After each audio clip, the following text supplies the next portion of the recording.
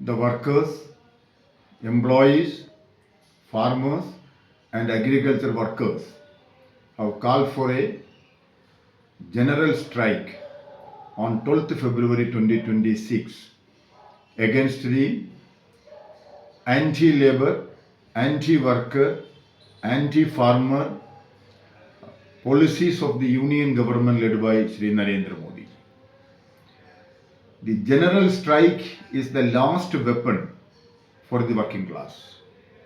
They have agitated against the labor codes, against 100% foreign direct investment in insurance sector, allowing private sector into nuclear energy production, making a new seed bill in favor of corporate sector, and the laws against farmers and the working people of our country.